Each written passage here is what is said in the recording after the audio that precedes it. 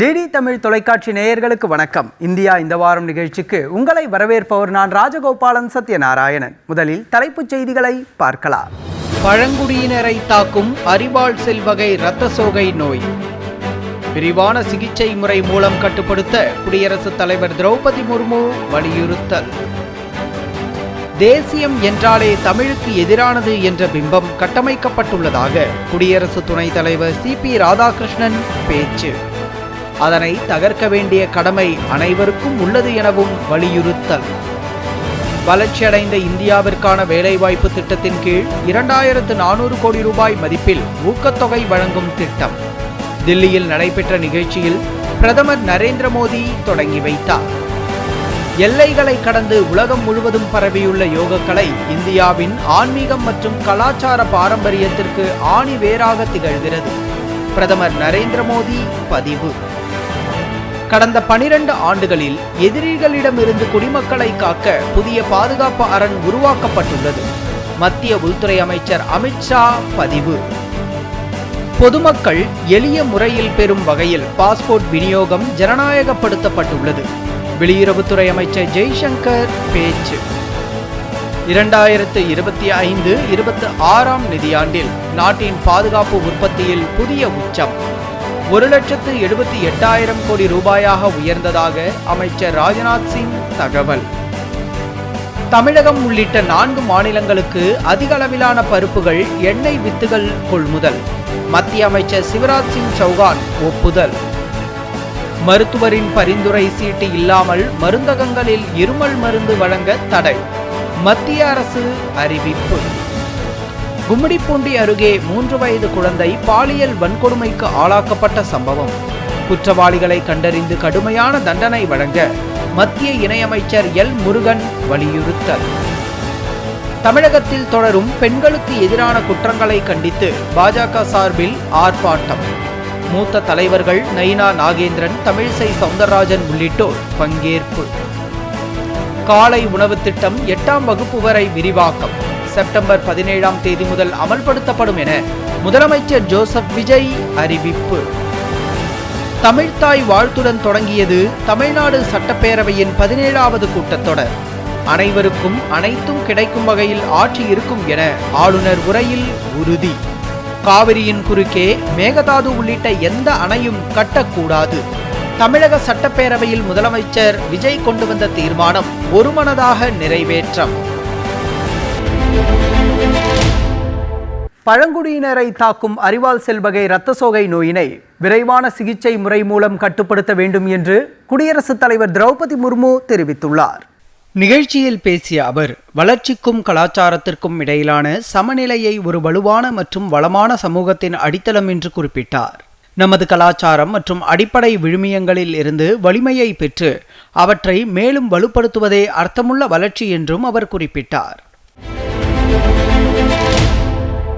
தேசியம் என்றாலே தமிழுக்கு எதிரானது என்ற பிம்பம் கட்டமைக்கப்பட்டிருப்பதாக குடியரசு துணைத் தலைவர் CP ராதாகிருஷ்ணன் தெரிவித்துள்ளார். அதனை தகர்க்க வேண்டிய கடமை அனைவருக்கும் உள்ளது என்றும் அவர் வலியுறுத்தியுள்ளார். புதுதில்லியில் உள்ள குடியரசு துணைத் தலைவர் மாளிகையில் அகத்தியர் ஒருமைப்பாட்டின் குரு என்ற நூலை குடியரசு துணைத் தலைவர் CP ராதாகிருஷ்ணன் வெளியிட்டார். அப்போது பேசிய அவர், தமிழை கொண்டு வளர்ந்தவர்கள் அதிகம் என்றும், ஆனால் இன்று தமிழுக்காக உழைத்தவர்கள் ஓரங்கட்டப்பட்டுள்ளார்கள் என்றும் தெரிவித்தார். தேசியம் என்றாலே தமிழுக்கு எதிரானது என்ற பிம்பம் கட்டமைக்கப்பட்டிருப்பதாக கூறிய அவர், அதனை தகர்க்க வேண்டிய கடமை அனைவருக்கும் உள்ளது என்றார்.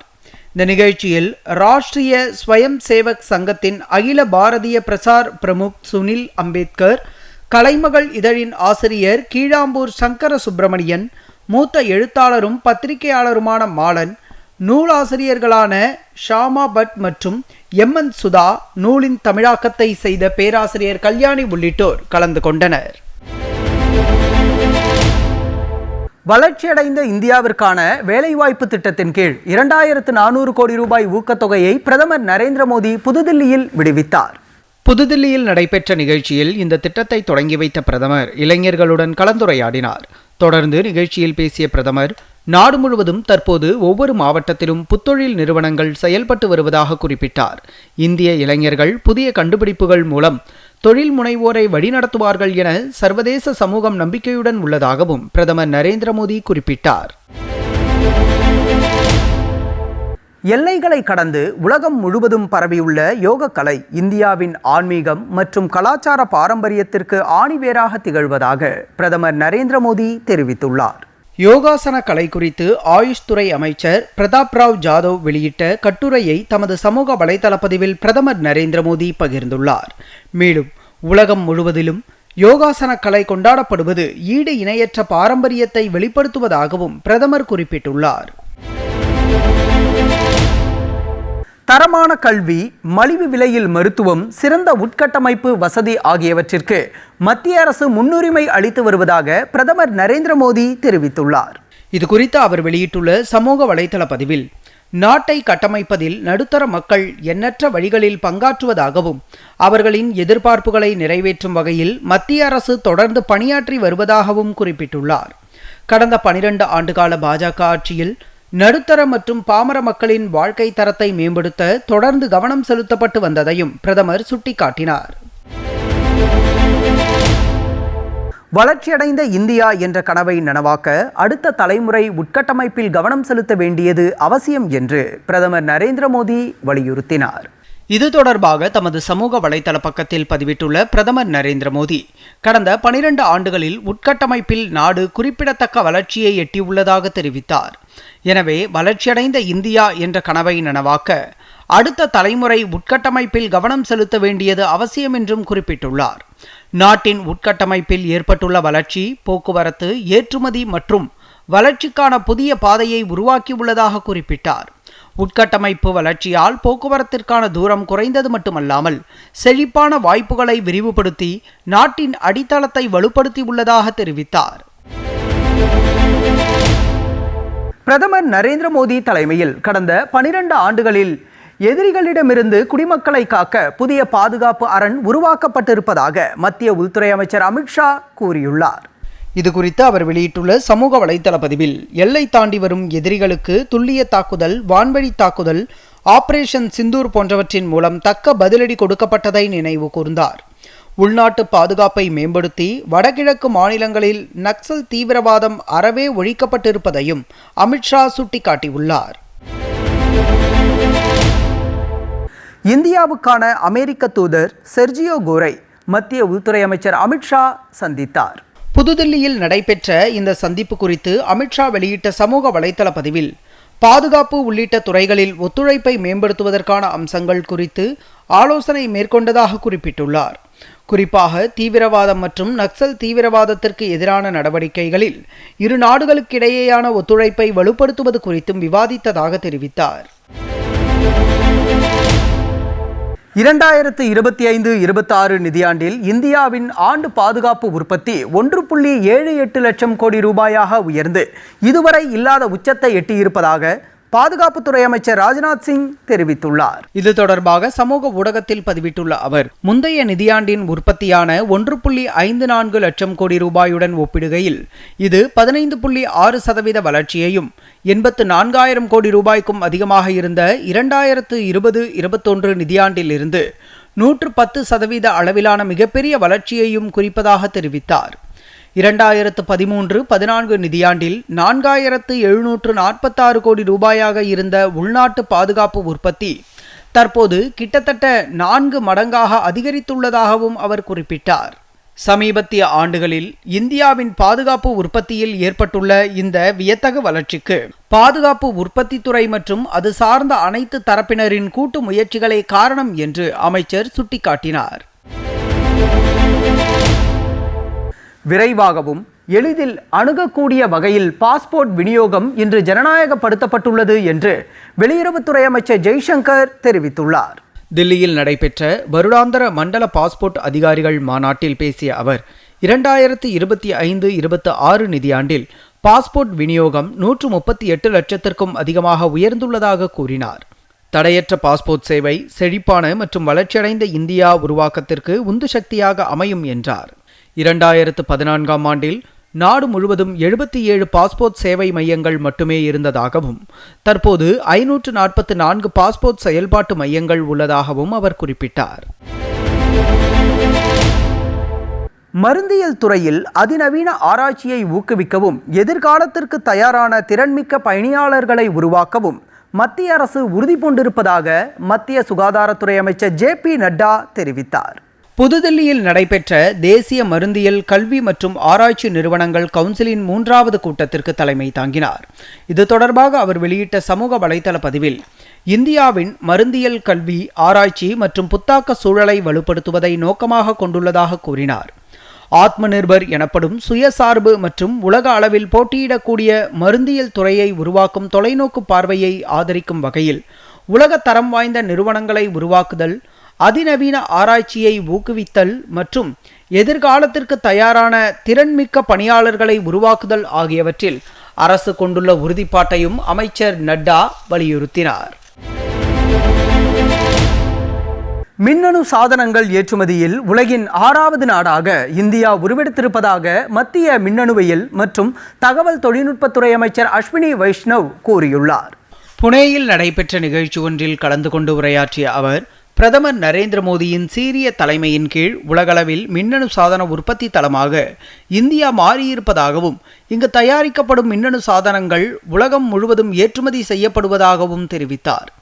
அடுத்த சில ஆண்டுகளில் உலகின் 2வது மிகப்பெரிய மின்னணு சாதன ஏற்றுமதி நாடாக இந்தியா உருவெடுக்கும் என்றும் நம்பிக்கை தெரிவித்தார். தற்போது 2 செமிகண்டக்டர் ஆலைகள் உருவாக்கப்பட்டு வருவதாகவும், இந்த ஆலைகளின் எண்ணிக்கையை இந்த ஆண்டின் இறுதிக்குள் 4ஆக அதிகரிக்க இலக்கு நிர்ணயிக்கப்பட்டிருப்பதாகவும் அமைச்சர் அஸ்வினி வைஷ்ணவ் குறிப்பிட்டார். நீட் மறுதேர்வை சுதந்திரமாகவும் நேர்மையான முறையிலும் நடத்த நடவடிக்கை எடுக்கப்பட்டிருப்பதாக மத்திய கல்வி அமைச்சர் தர்மேந்திர பிரதான் கூறினார். 2026ஆம் ஆண்டு இளநிலை மருத்துவ மாணவர் சேர்க்கைக்கான நீட் மறுதேர்வு வரும் 21ஆம் தேதி நடைபெற உள்ளது. இந்த தேர்வுக்கான ஏற்பாடுகள் குறித்த உயர்மட்ட ஆய்வுக் கூட்டம் மத்திய அமைச்சர் தர்மேந்திர பிரதான் தலைமையில் நடைபெற்றது. இதில் தேர்வு நடைமுறைகள் அனைத்தும் உயர் தரத்துடன், வெளிப்படைத்தன்மையுடனும், பாதுகாப்பை உறுதி செய்யும் வகையிலும் இருக்க வேண்டும் என அமைச்சர் வலியுறுத்தினார். தேர்வு மையங்களில் மாணவர்களுக்கான இருக்கை வசதிகள், குடிநீர் உள்ளிட்ட அடிப்படை வசதிகளை சிறப்பான முறையில் செய்து தருமாறு மாநில அரசுகளை கேட்டுக்கொண்டார். தமிழ்நாடு உள்ளிட்ட 4 மாநிலங்களுக்கு குறைந்தபட்ச ஆதரவு விலையில் அதிகளவு பருப்புகள் மற்றும் எண்ணெய் வித்துகள் கொள்முதல் செய்வதற்கு மத்திய வேளாண் துறை அமைச்சர் சிவராஜ் சிங் சௌகான் ஒப்புதல் அளித்துள்ளார். இது தொடர்பாக மத்திய வேளாண் அமைச்சகம் வெளியிட்டுள்ள அறிக்கையில், தமிழ்நாடு தவிர குஜராத், உத்தரப்பிரதேசம், ஹரியானா ஆகிய மாநிலங்களுக்கு இந்த கொள்முதல் அடங்கும் என்று கூறப்பட்டுள்ளது. இந்த ஆண்டு கோடை காலத்தில் அதிக அளவிலான பருப்புகள் மற்றும் எண்ணெய் வித்துகள் பயன்பாட்டில் உத்தரப்பிரதேசம் முன்னிலை பெற்றுள்ளது.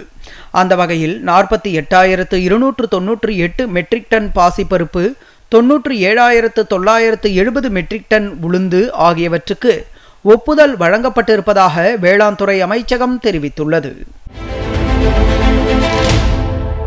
எல்னினோ காரணமாக மழைப்பொழிவு குறைவாக உள்ள மாவட்டங்களில் காரிப் பருவ பயிர் சாகுபடிக்கான மாற்று வழிகள் குறித்து ஆராயப்படும் என்று மத்திய வேளாண் துறை அமைச்சர் சிவராஜ் சிங் சௌகான் கூறினார். எல்னினோ பருவநிலை மாறுபாடு காரணமாக நடப்பாண்டில் தென்மேற்கு பருவமழை குறைவான அளவிலேயே பெய்யும் என்று ஆய்வாளர்கள் தெரிவித்தனர். இந்நிலையில் தில்லியில் மத்திய வேளாண் துறை அமைச்சர் சிவராஜ் சிங் சௌகான் தலைமையில் வேளாண் துறையில் உயர்மட்ட ஆலோசனை கூட்டம் நடைபெற்றது. இதில் பருவநிலை மாறுபாடு காரணமாக நடப்பாண்டில் மழைப்பொழிவு குறைவாக உள்ள மாவட்டங்கள் அல்லது மழை இல்லாத மாவட்டங்களில் மேற்கொள்ளப்பட வேண்டிய முன்னெச்சரிக்கைகள் குறித்து ஆலோசனை நடத்தப்பட்டது. அப்போது பேசிய அமைச்சர் சிவராஜ் சிங் சௌகான், பிரதமர் நரேந்திர மோடியின் அறிவுறுத்தலின் பேரில் விவசாயிகளை பாதுகாப்பதற்கு மத்திய அரசு முன்னுரிமை அளிக்கும் என்று தெரிவித்தார். குறிப்பாக பருவமழை காலத்தின் போது விவசாயத்தையும் விவசாயிகளையும் பாதுகாக்கும் வகையில் முன்னெச்சரிக்கை நடவடிக்கைகளில் கவனம் செலுத்தப்படும் என்று தெரிவித்தார். பருவமழை குறைவாக பெய்யும் மாவட்டங்களில் மாநில அரசுகளுடன் இணைந்து விவசாயிகளுக்கு பயிர் சாகுபடிக்கான மாற்று ஏற்பாடுகள், நிவாரண உதவிகள் வழங்க உடனடியாக நடவடிக்கை எடுக்கப்படும் என்றும் அவர் கூறினார். இந்தியா கடந்த 12 ஆண்டுகளில் உலகின் மிகவும் வேகமான பொருளாதார வளர்ச்சியடையும் நாடாக உருவெடுத்துள்ளது என்று மத்திய அமைச்சர் மன்சுக் மாண்டவியா தெரிவித்துள்ளார். ஆங்கில நாளிதழ் ஒன்றில் அவர் எழுதியிருக்கும் கட்டுரையில், பிரதமர் நரேந்திர மோடி தலைமையிலான மத்திய அரசின் நல்லாட்சி, அனைவரையும் உள்ளடக்கிய வளர்ச்சி, அதிகாரமளித்தல் போன்ற காரணங்களால் இந்தியா வேகமான வளர்ச்சியை நோக்கி முன்னேறி வருவதாக தெரிவித்தார். இந்த வளர்ச்சியில் இந்திய இளைஞர்களின் பங்கு குறிப்பிடத்தக்கது என்று அமைச்சர் குறிப்பிட்டுள்ளார். இந்தியாவில் தயாரிக்கும் டிஜிட்டல் இந்தியா, ஸ்டார்ட் அப் மற்றும் திறன்மிகு இந்தியா, பிரதமரின் முத்ரா திட்டம் போன்ற திட்டங்களால் இந்தியா பல்வேறு மாற்றங்களை அடைந்திருப்பதாகவும் வேலைவாய்ப்புகள் அதிகரித்திருப்பதாகவும் அமைச்சர் அதில் குறிப்பிட்டுள்ளார். காற்றாலை எரிசக்தி துறையில் இந்தியா விரைவான வளர்ச்சி கண்டுள்ளதாக மத்திய அமைச்சர் பிரல்ஹாத் ஜோஷி பெருமிதம் தெரிவித்தார். கோவாவில் நடைபெற்ற உலக காற்று ஆற்றல் தின தேசிய மாநாட்டின் போது காற்றாலை மின் உற்பத்தி இயந்திர விநியோக சங்கிலி மேலாண்மை இணையதளத்தை அமைச்சர் தொடங்கி வைத்தார்.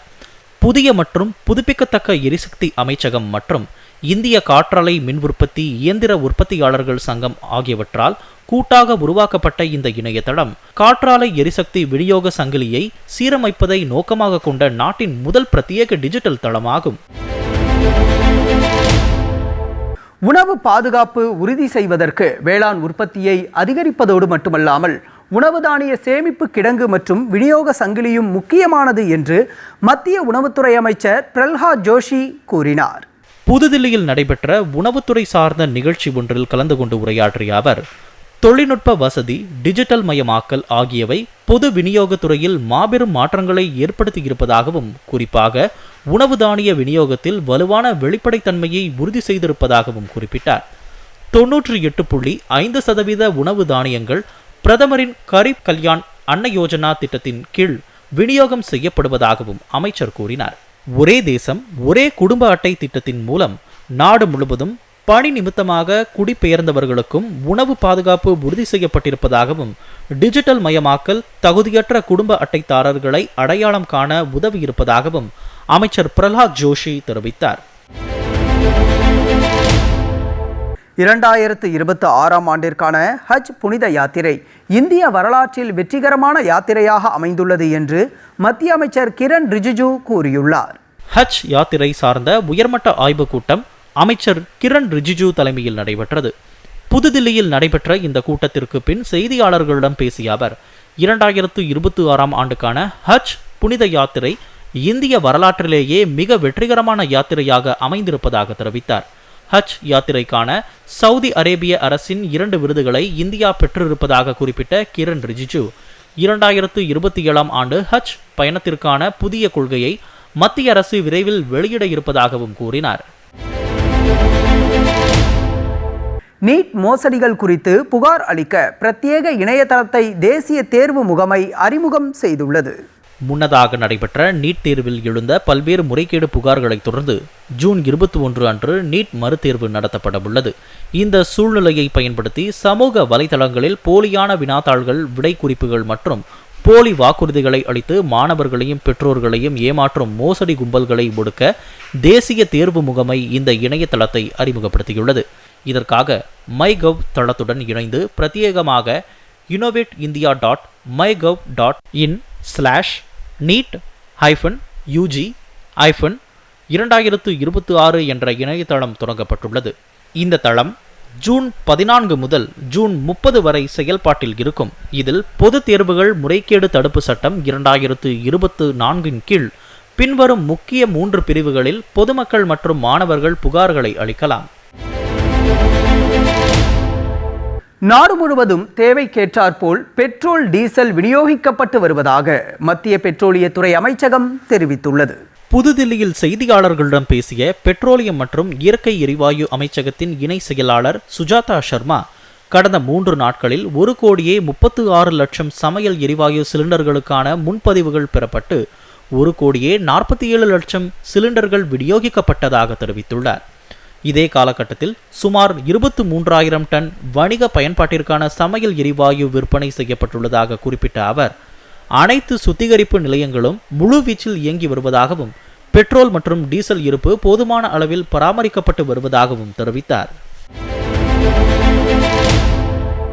கடந்த 12 ஆண்டுகால இந்தியாவின் வளர்ச்சி பயணத்தில் அறிவியல் மற்றும் தொழில்நுட்பத்துறை இன்றியமையாத பங்களிப்பை வழங்கியிருப்பதாக மத்திய அறிவியல் மற்றும் தொழில்நுட்பத்துறை இணையமைச்சர் ஜிதேந்திர சிங் பெருமிதம் தெரிவித்துள்ளார். பிரதமர் நரேந்திர மோடி தலைமையிலான 12 ஆண்டு கால பாஜக ஆட்சியின் சாதனைகள் குறித்து புதுதில்லியில் செய்தியாளர்களிடம் பேசிய அவர், அறிவியல் சார்ந்த வளர்ச்சிக்கு மத்திய அரசு முன்னுரிமை அளித்ததாக கூறினார். தேசத்தின் முக்கிய திட்டங்களின் ஒருங்கிணைந்த அங்கமாக புதிய தொழில்நுட்பங்கள் மாறியிருப்பதாகவும் பெருமிதம் தெரிவித்தார். நாட்டின் பல்வேறு அறிவியல் நிறுவனங்கள் சர்வதேச அளவிலான அங்கீகாரத்தை பெற்றிருப்பதாகவும், குறிப்பாக உயிரி தொழில்நுட்பம், மரபணு தொழில்நுட்பம், ஹைட்ரஜன் எரிபொருள் தொழில்நுட்பம் உள்ளிட்டவற்றில் இந்திய அறிவியல் நிறுவனங்களின் புத்தாக்க முயற்சிகள் பெரும் வரவேற்பை பெற்றிருப்பதாகவும் ஜிதேந்திர சிங் தெரிவித்தார். கும்மிடிப்பூண்டியில் 3 வயது குழந்தை பாலியல் வன்கொடுமைக்கு ஆளாக்கப்பட்டு கொலை செய்யப்பட்ட சம்பவத்தில் தொடர்புடைய குற்றவாளிகளுக்கு கடும் தண்டனை வழங்க வேண்டும் என்று மத்திய தகவல் ஒலிபரப்பு மற்றும் நாடாளுமன்ற விவகாரங்கள் துறை இணையமைச்சர் எல் முருகன் வலியுறுத்தியுள்ளார். இதுகுறித்து அவர் வெளியிட்டுள்ள அறிக்கையில், ஆட்சி அமைத்து 1 மாதத்திற்கு மேலாகியும் தமிழகத்தில் சட்டம் ஒழுங்கு தீராத பிரச்சனையாக இருப்பது வேதனை அளிப்பதாக கூறியுள்ளார். பெண்கள் மற்றும் குழந்தைகளின் பாதுகாப்பை உறுதி செய்ய சிங்கப்பெண் அதிரடிப்படையை அமைத்திருப்பதாக தாவேக அரசு கூறும் நிலையில், பெண்கள் மற்றும் குழந்தைகளின் பாதுகாப்பு இன்னமும் கேள்விக்குறியாகவே இருப்பது ஏன் என்று வினவியுள்ளார். போதைப் பொருட்களின் நடமாட்டத்தால் பெண்கள் மற்றும் குழந்தைகளுக்கு எதிராக நிகழும் குற்றங்கள் மக்களை பெரும் அச்சத்தில் ஆழ்த்தியிருப்பதாக குறிப்பிட்டுள்ள இணையமைச்சர் எல் முருகன், இந்த விவகாரத்தில் தாவேக அரசு உறுதியான நடவடிக்கைகளை மேற்கொள்ள வேண்டும் என்றும் வலியுறுத்தியுள்ளார். ஸ்டார்ட் அப் மற்றும் நவீன தொழில்நுட்ப வளர்ச்சியில் இந்திய இளைஞர்கள் சாதனை படைத்து வருவதாக மத்திய தகவல் ஒலிபரப்பு மற்றும் நாடாளுமன்ற விவகாரங்கள் துறை இணையமைச்சர் எல் முருகன் பெருமிதம் தெரிவித்தார். எதிர்கால தொழில்நுட்ப வளர்ச்சிக்கு அடித்தளமாக விளங்கும் அனிமேஷன் உள்ளிட்ட தொழில்நுட்பங்களில் அடுத்த தலைமுறை இளைஞர்களின் திறன்களை மேம்படுத்துவதற்காக புதிய திட்டத்தை மத்திய அரசு தொடங்கியுள்ளது. இந்த திட்டத்தின் ஒரு பகுதியாக சென்னையில் அமைக்கப்பட்டுள்ள நமோ சென்டர் என்னும் அதிநவீன பயிற்சி மையத்தை திறந்து வைத்தார். தொடர்ந்து நிகழ்ச்சியில் பேசிய அமைச்சர், அதிநவீன பயிற்சி மையத்தின் பணிகள் இன்னும் சில மாதங்களில் முழுமையாக தொடங்கப்பட இருப்பதாக கூறினார். மும்பை அகமதாபாத் இடையேயான நாட்டின் முதல் புல்லட் ரயில் திட்டம் அடுத்த ஆண்டு பயன்பாட்டிற்கு வரும் என்றும், சென்னை பெங்களூரு, சென்னை ஹைதராபாத் உள்ளிட்ட வழித்தடங்களில் அதிவேக ரயில் திட்டங்கள் செயல்படுத்தப்பட இருப்பதாகவும் அவர் குறிப்பிட்டார். இந்தியா உலகின் மிகப்பெரிய 3வது பொருளாதார நாடாக உருவெடுத்து வருவதாகவும் இணையமைச்சர் எல் முருகன் பெருமிதம் தெரிவித்தார். பள்ளி மாணவர்களுக்கான முதலமைச்சரின் காலை உணவு திட்டம் 8ஆம் வகுப்பு வரை விரிவாக்கம் செய்யப்படும் என்று முதலமைச்சர் ஜோசப் விஜய் அறிவித்தார். மாநில சமூக நலன் மற்றும் மகளிர் உரிமைத்துறையின் திட்டங்கள் மற்றும் செயல்பாடுகள் குறித்து முதலமைச்சர் ஜோசப் விஜய் தலைமையில் ஆய்வுக் கூட்டம் திங்கட்கிழமை நடைபெற்றது. இக்கூட்டத்தில் பெண்கள், குழந்தைகள், திருநங்கைகள் மற்றும் மூத்த குடிமக்கள் நலனுக்காக செயல்படுத்தப்பட்டு வரும் இல்லங்கள், திட்டங்கள், சத்துணவு மையங்கள் மற்றும் குழந்தைகள் மையங்களின் செயல்பாடுகள் குறித்து விரிவாக எடுத்துரைக்கப்பட்டது. இந்த காலை உணவு திட்டம் நடுநிலை பள்ளிகள் வரை விரிவாக்கம் செய்யப்படும் என்றும், தந்தை பெரியாரின் பிறந்த நாளான செப்டம்பர் 17ஆம் தேதி முதல் அமல்படுத்தப்படும் என்றும் முதலமைச்சர் ஜோசப் விஜய் அறிவித்தார். தாவேக அரசின் முதல் சட்டப்பேரவை கூட்டத்தொடர் வியாழக்கிழமை தொடங்கியது. காவிரியின் குறுக்கே மேகதாது உள்ளிட்ட எந்த அணையும் கட்டக்கூடாது என்று தமிழக சட்டப்பேரவையில் முதலமைச்சர் விஜய் கொண்டு வந்த அரசினர் தனி தீர்மானம் அனைத்து கட்சிகளின் ஆதரவோடு நிறைவேறியது. சட்டப்பேரவைக்கு வருகை தந்த ஆளுநருக்கு கோட்டை பிரதான கட்டடத்தின் 2வது நுழைவு வாயில் அருகே காவல்துறை வாத்தியங்கள் முழங்க வரவேற்பு அளிக்கப்பட்டது. சபாநாயகர், சட்டப்பேரவை செயலாளர் ஆகியோர் பூங்கொத்து கொடுத்து ஆளுநரை வரவேற்றனர். பின்னர் தமிழ்தாய் வாழ்த்து மற்றும் தேசிய கீதத்துடன் சட்டப்பேரவை கூட்டத்தொடர் தொடங்கியது. தொடர்ந்து ஆளுநர் ராஜேந்திர விஸ்வநாத் அர்லேக்கர் உரையாற்றினார்.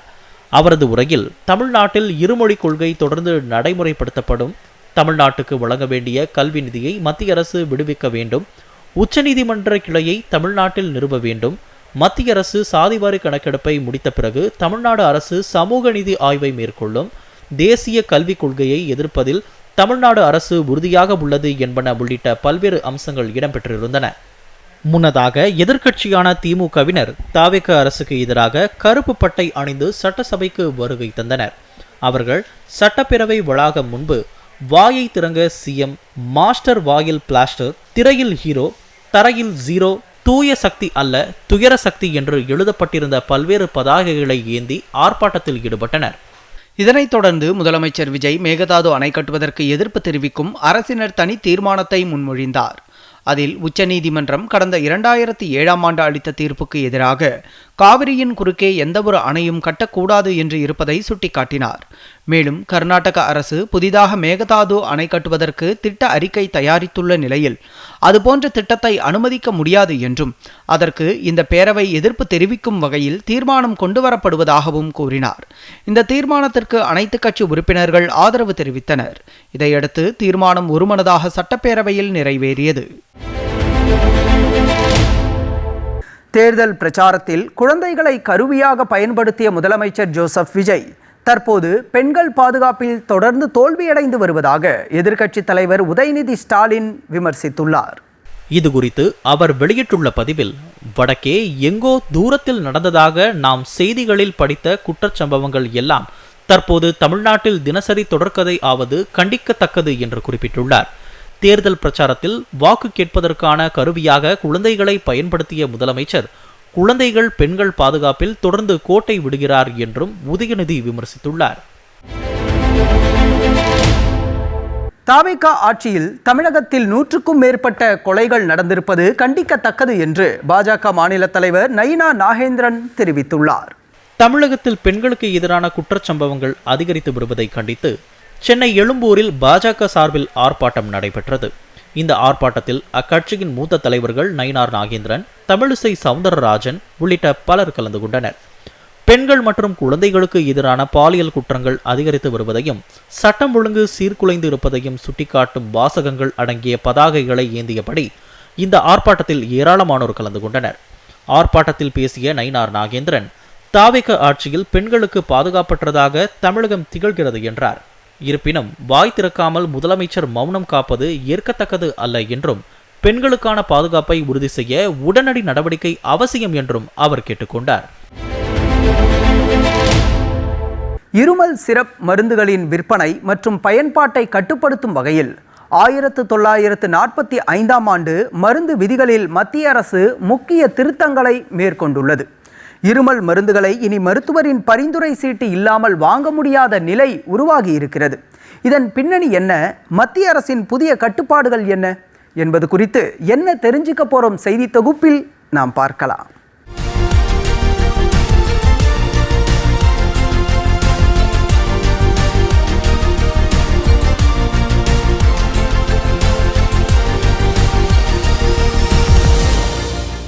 இருமல் வந்தால் நேராக மருந்தகத்திற்கு சென்று சிரப் வாங்கும் நடைமுறைக்கு இனி கட்டுப்பாடு விதிக்கப்பட்டுள்ளது.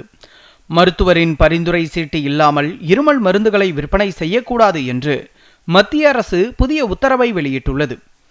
1945ஆம் ஆண்டு மருந்து விதிகளில் மேற்கொள்ளப்பட்ட திருத்தத்தின் மூலம் இதுவரை சாதாரண வீட்டு உபயோக மருந்துகளுக்கான பட்டியலில் இடம்பெற்றிருந்த சிரப் என்ற வகை நீக்கப்பட்டுள்ளது.